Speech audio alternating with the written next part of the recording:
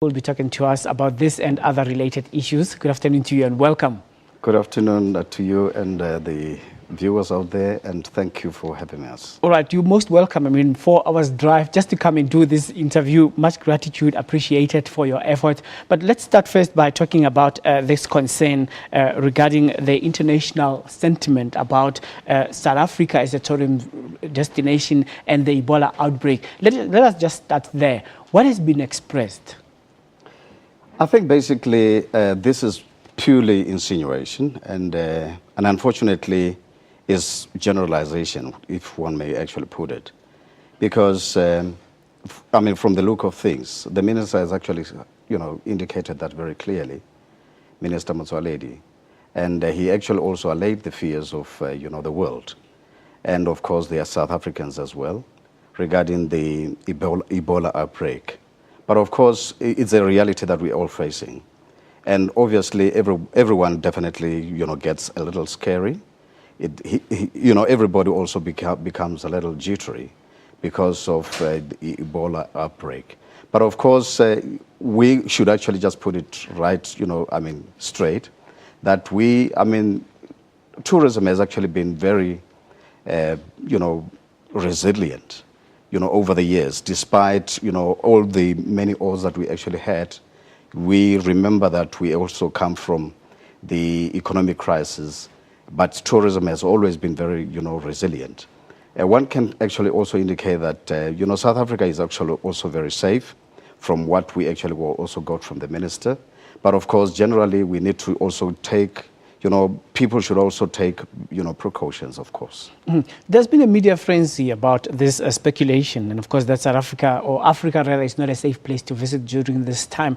Has there been any widespread cancellation of bookings? Because as a tourism destination, we know very well that you are always having a high occupancy rate and all that. What has happened regarding those who come from abroad, who usually get into the province to visit various destinations? Of course, with cancellations, we may not be able to, quantify the numbers. But of course, I may not also indicate, I can also indicate clearly that so far we have not had any cancellations from Limpopo, of course. But of course, maybe from, generally from other provinces, maybe there could really be. But one thing that one could actually say is that, we are actually very excited about, the growth of tourism, like you actually indicated, the introduction of your, of the show, that, tourism is actually growing very fast. And of course, in Limpopo is also growing very fast. We would have wondered about the inconvenience that could have been caused by this generalization and some of the misinformation by other people who have been ignorant of the fact that there hasn't been any single Ebola case that was reported in South Africa.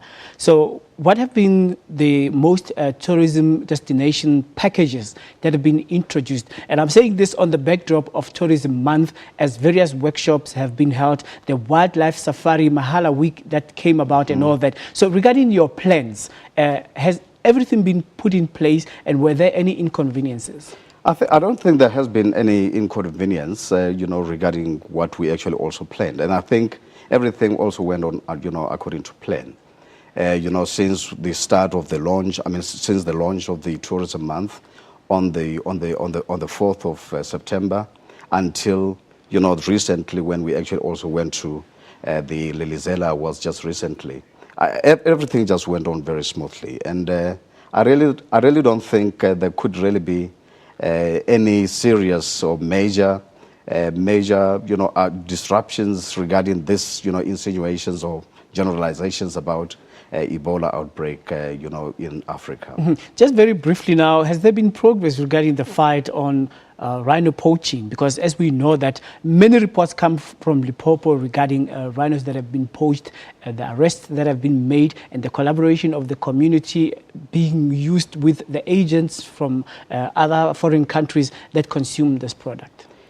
This is a very difficult one. Of course, I should also indicate that the new MEC, Mr. Sebarosquati in Limpopo, of tourism, also, what works very hard around ensuring that, communities also get involved. We just, recently launched a program where community members should actually, identify people, because these people don't come from anywhere else, because they actually come from the communities.